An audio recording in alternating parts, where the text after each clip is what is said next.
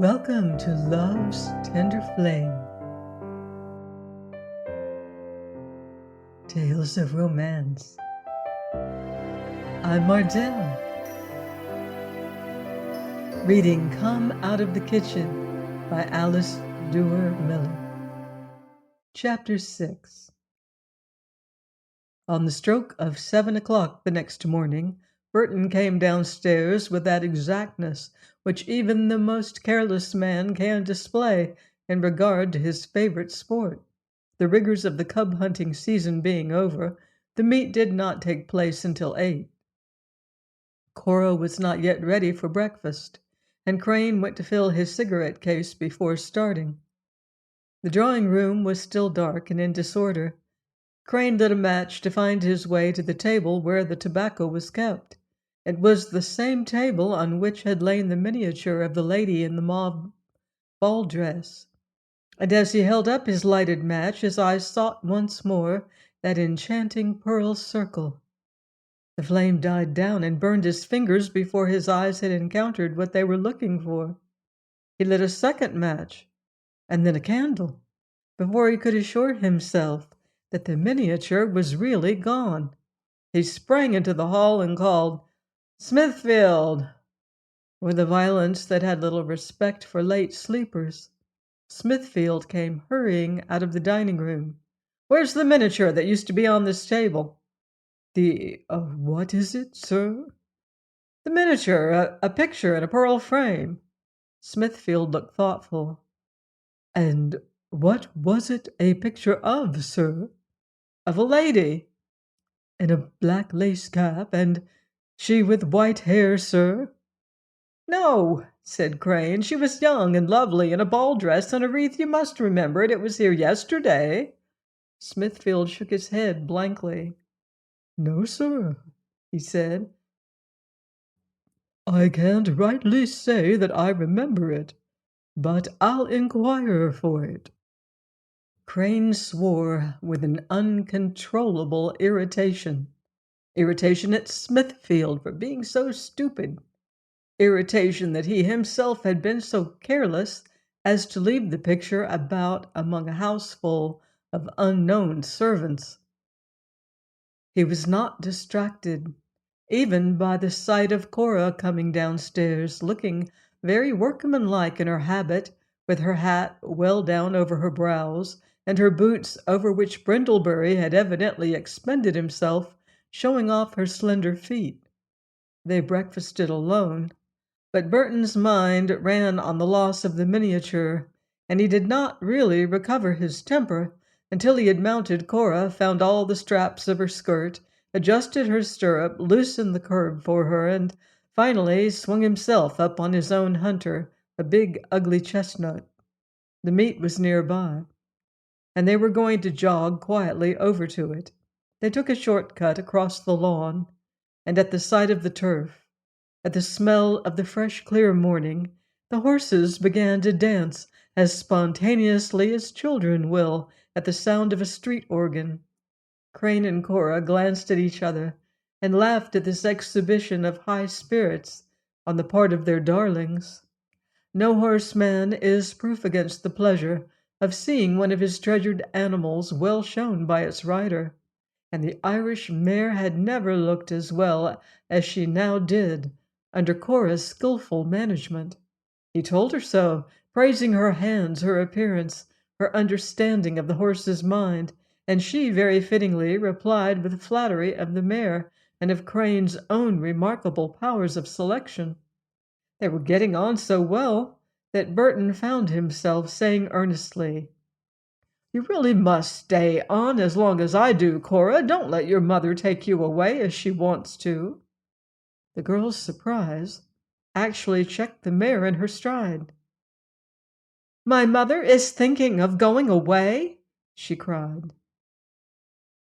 Well, of course he wanted her to stay, wanted her even to want to stay, but somehow he did not want her to be so much terrified at the thought of departure, did not want her black eyes to open upon him with such manifest horror at the bare idea of departure. He suggested sending the horses along a little, and they cantered side by side on the grass at the roadside.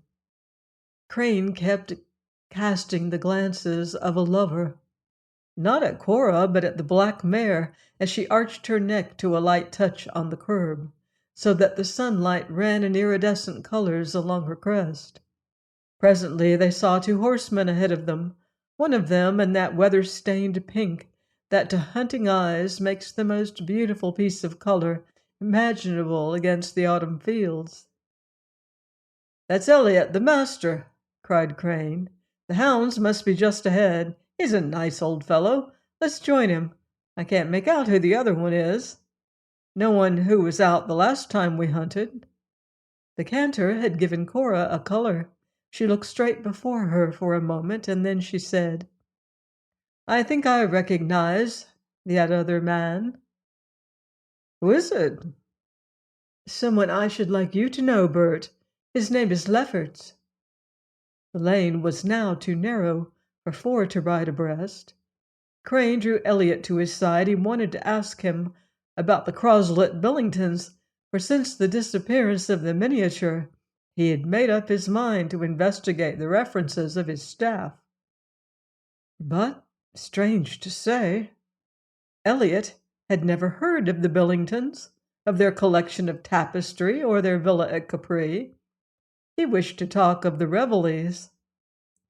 "A great loss they are to the country, Crane, though of course we gain you. I wonder where they are. Gone north, I heard, though I thought I saw one of the boys out this morning of the day you came. The Revelleys will hunt anything, from a plough horse to a thoroughbred. Hard up, you know. Glad they consented to rent their house. Didn't suppose they ever would. Too proud, you know. They have things in it of immense value. Portrait of the grandfather, Marshal Reveley, second in command to Stonewall Jackson at one time. I'd like to have you know them. Paul, the elder brother, is a man of some ability and may make his mark. And the younger daughter, Miss Claudia Reveley." Do what he would, Elliot's voice changed slightly in pronouncing the name. "Miss Claudia is one of our great beauties, the recipient of a great deal of attention.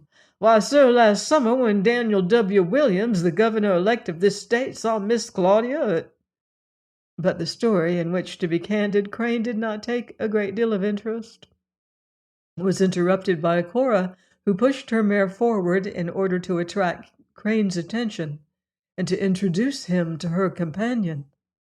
The young man was extraordinarily good-looking. His eyes were a strange greenish-brown color, like the water in the dock of a city ferry.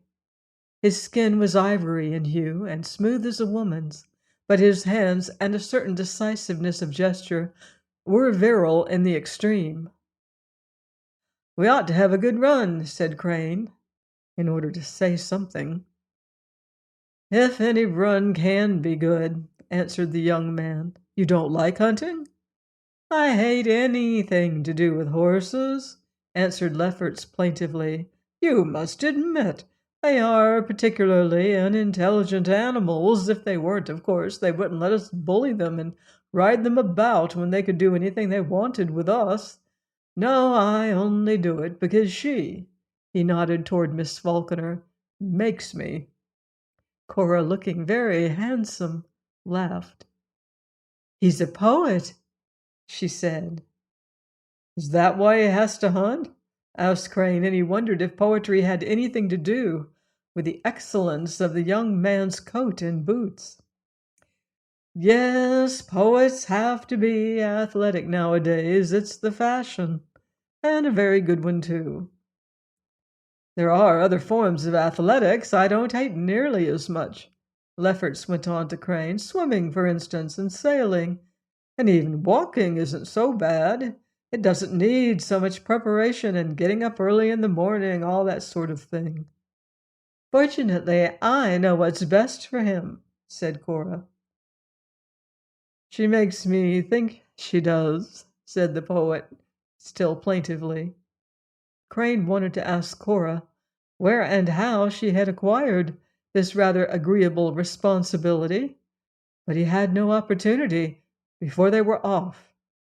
He and Cora started together, less perhaps from chivalry on Burton's part than because of his desire to watch the performance of the mare, but in the course of the run they became separated, and he finally jogged home alone.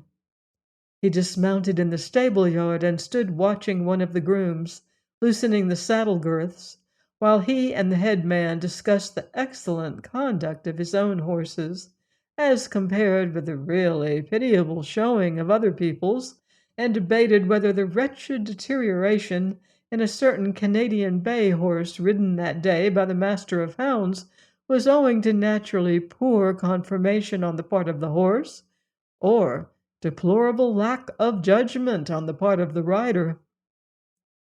In the midst of these absorbing topics, Crane suddenly became aware that Smithfield was waiting for him at the gateway. He stopped short in what he was saying.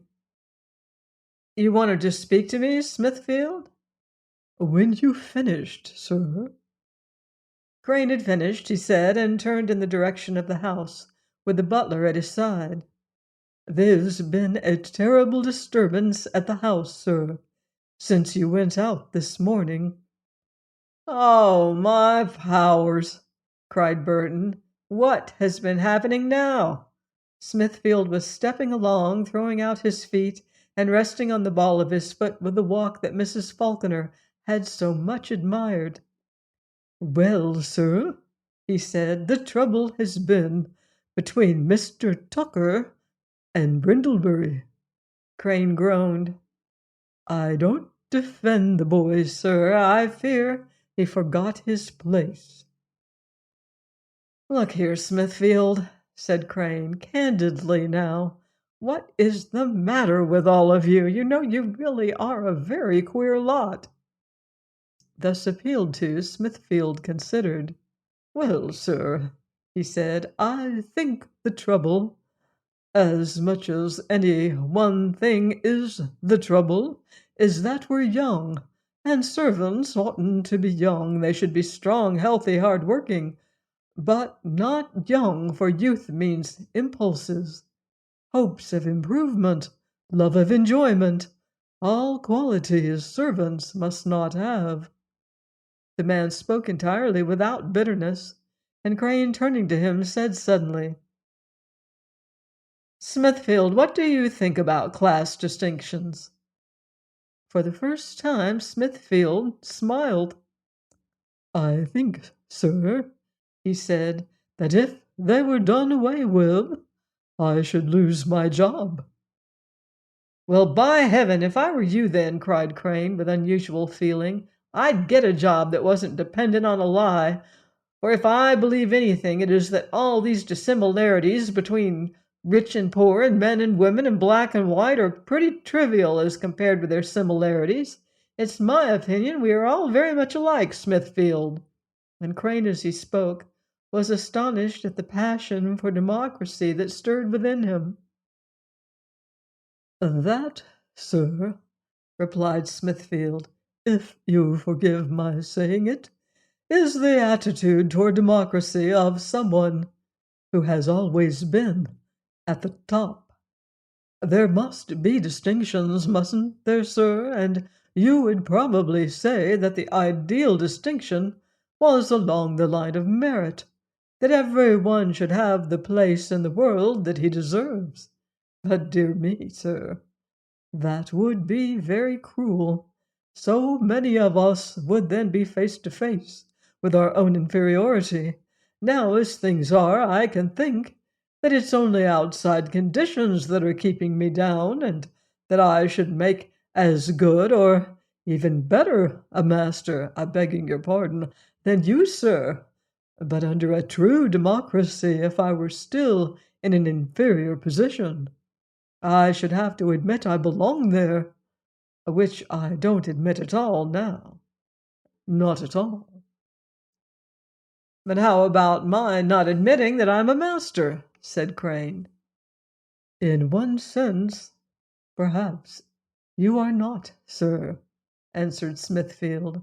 "For, after all, some training is necessary to be a servant. particularly a butler, but for the exercise of the functions of the higher classes, no training at all seems to be required. Curious, isn't it, sir? Utterly unskilled labor is found only among the very rich and the very poor. The conversation had brought them to the house, without the case of Brindlebury having been further discussed. Suddenly realizing this, Crane stopped at the foot of the steps. "Now what is it that's happened?" he asked. Smithfield showed some embarrassment. "I'm afraid, sir," he said, "that some rather hot words passed. In fact, I do so much regret it, sir, but I fear Brindlebury actually raised his hand against Mr. Tucker." It was a triumph of self-control that not a muscle of Burton's face quivered at this intelligence. "If that is true," he said, "the boy will have to go, of course." "I had hoped you might wish to hear both sides, sir." "No," answered Crane. "I might hear what Brindlebury had to say, or I might understand without hearing, or I might know that I should have done the same thing in his place, or even going a step farther, I might think him right to have done it, but the fact remains that I can't keep a servant who strikes a guest of mine. That's a class distinction, Smithfield, but there it is." Smithfield bowed. "If I might suggest, sir, that perhaps you do not understand rightly how Mr. Tucker—" "Nothing like that, Smithfield. Tell the boy to go. Go this afternoon. Pay him what's right, and get him out." He ran up the steps, but turned halfway and added with a smile, "And you know, there really isn't anything you could tell me about Mr. Tucker that I haven't known a great deal longer than any of you have." He went in. Tucker and Mrs. Falconer were sitting side by side in the drawing-room, with that unmistakable air of people who expect, and have a right to expect, that they should be given an opportunity to tell their troubles. The only revenge that Crane permitted himself, if indeed revenge can be used to describe so mild a punishment, was that he continued to ignore their perfectly obvious grumpiness. "Well," he said, "you look cozy. Hope you've had as good a day as we have." Tucker opened his mouth to say, "We have not," but Crane was already in full description of the run, undaunted by the fact that neither of his listeners, if they were indeed listeners, could be induced to manifest enough interest in his story to meet his eye. "I'm glad someone has enjoyed the day," said Tucker, as Crane paused to light a cigarette. He laid an unmistakable emphasis on the words "someone." Crane patted him on the shoulder. "Thanks, Tuck," he said. "I believe that's true. I believe you are glad. Yes, we had a good day. 3 foxes, and your daughter, Mrs. Falconer, went like a bird. She's a wonderful horsewoman. Not only looks well herself, but makes the horse look well, too." At this, Mrs. Falconer's manner grew distinctly more cheerful, and she asked, "And, by the way, where is Cora?" Tucker, annoyed at the desertion on the part of his ally, pressed his hand over his eyes and sighed audibly, but no one noticed him. "I took a wrong turn in search of a short cut and lost the rest of them," said Crane, "but she'll be back directly. She's perfectly safe. She was with Elliot, our neighbor, and a fellow named Lefferts, whom she seemed to know." "Lefferts!" cried Mrs. Falconer. "That man here? Oh, Burton, how could you leave my daughter in such company? Oh, Solon, you remember I told you about that man?" Tucker nodded shortly. He wasn't going to take any interest in anyone's grievances until his own had been disposed of. "What's the matter with Lefferts?" said Crane. "He's staying with Elliot, and they asked us all over to lunch tomorrow. Shan't we go?" "No, nowhere, that young man is," cried Mrs. Falconer, who seemed to be a good deal excited by the news. "He's an idler, a waster. Why, Burton," she ended in a magnificent climax, "he's a poet." "So Cora told me." "He affects to be devoted to Cora," her mother went on bitterly, "and follows her about everywhere without the slightest encouragement on her part, I can assure you. But I have known him to take a most insolent tone about her. The very first time I ever saw him, he was sitting beside me at a party, and I said as Cora came across the room, with that magnificent walk of hers, 'She moves like a full-rigged ship, doesn't she?' He answered, 'Or rather more like a submarine. You never know where she'll pop up next.' Yes, there's a sort of practical mystery about Cora very suitable to modern warfare. He called her Cora behind her back, but not to her face, to be sure, and very soon a poem of his appeared in one of the magazines, 'To my love,' comparing her to a submarine. I thought it most insulting." "And what did Cora think?" "Oh, she hardly read the thing through. Cora is far too sensible to pay much attention to poetry." "But poets are different, I suppose," answered Crane. Personally, he was pleased with the submarine simile. "No, nor poets either," said Mrs. Falconer tartly, and rising she hurried away to see if by some fortunate chance her errant daughter had returned without letting her know. Left alone, Crane decided to give his friend his long-desired chance. "Well, Tuck," he said, "you look in fine form. What have you been doing since I went away?" "I have not had a very agreeable day," said Tucker in a voice so low and deep it was almost a growl. "No, not a return of your old dyspepsia, I hope," said Crane. Tucker shook his head impatiently. "At breakfast," he said, "I heard from Mrs. Falconer, who had heard from her daughter, that you had observed the loss of the miniature that used to lie on this table. Such things cannot be taken lightly, Burton. The owners might have put almost any price on an article of that kind, wretched as it was, as a work of art, and you would be forced to pay. You see, it could not be replaced. I thought it my duty, therefore, to send for each of the servants and question them on the subject." "You thought it your duty to send for Jane Ellen, Tuck?" Again Tucker frowned. "I said I sent for all of the servants. Smithfield displayed to my mind a most suspicious ignorance and indifference to the whole subject. The housemaid was so hysterical and frightened that if I did not know a great deal of such cases, I should suspect her." "And was the cook frightened?"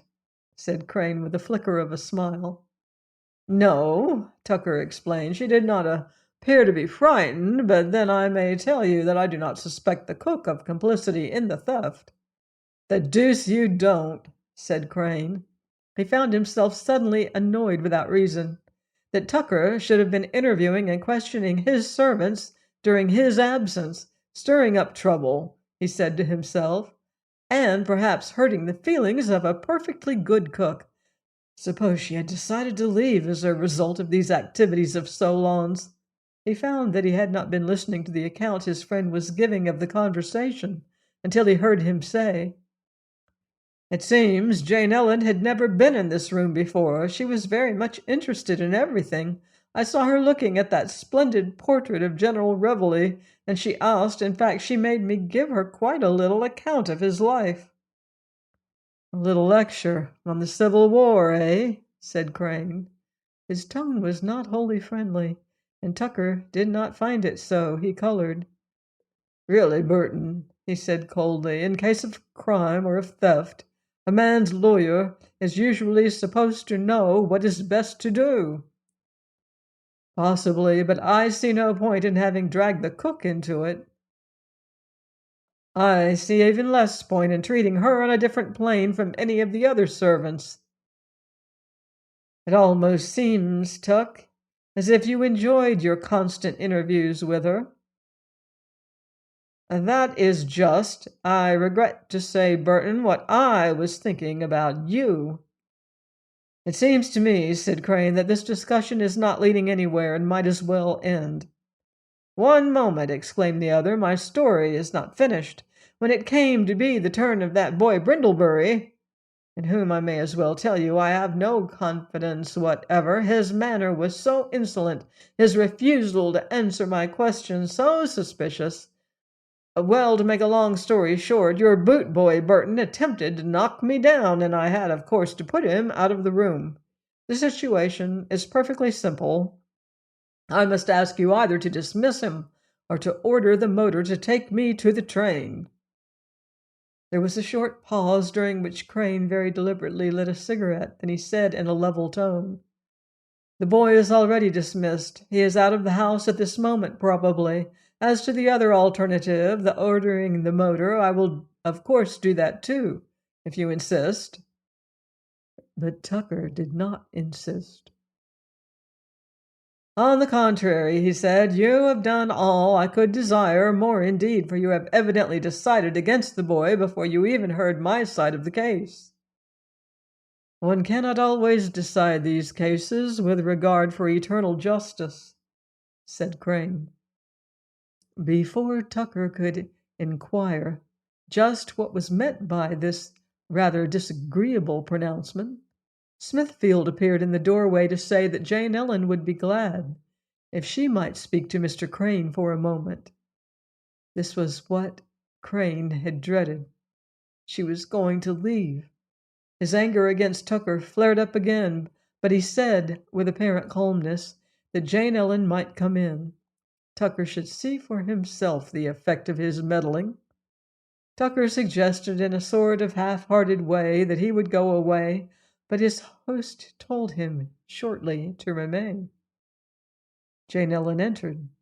There was no doubt but that she was displeased with the presence of a third party. She made a little bob of a curtsy and started for the door. "I'll come back when you're alone, sir." "No," said Crane. "Anything you have to say can be said before Mr. Tucker." "Oh, of course, sir." But her tone lacked conviction. "I wanted to speak about Brindlebury. He is very sorry for what happened, sir. I wish you could see your way." "I can't," said Crane. Jane Ellen glanced at Tucker under her eyelashes.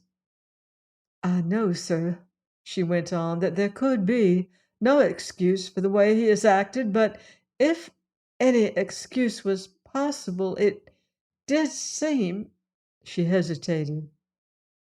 "You wish to say," interrupted Burton, who now felt he did not care what he said to anyone, "that Mr. Tucker was extremely provoking. I have no doubt, but that has nothing to do with it." "Really, Burton," observed his guest, "I don't think that that is the way to speak of me, particularly," he added firmly, "to a servant." "It is sometimes a good idea to speak the truth, even to servants, Solon," returned Crane. "You are provoking, and no one knows it better than I have known it during the past 15 minutes. But your powers of being provoking have nothing to do with the matter, except theoretically. The boy has got to go. I want him to be out of the house within an hour. That is all there is to the whole question, Jane Ellen." "But, oh, sir, if he is sorry—" "I doubt very much if he is sorry." "Oh, why, sir?" "Because I feel sure that in his place I shouldn't be sorry in the least, except for having failed, if he did fail." "I know it's a great liberty, sir, but I do wish you could give him another chance." Her look was extraordinarily appealing. "What in the world is Brindlebury to you, Jane Ellen?" "Didn't Mr. Tucker tell you, sir? He's my brother." "No, he didn't tell me. Did you know he was Jane Ellen's brother, Solon?" "Bryn told him himself, sir." She was a little over-eager. Tucker frowned.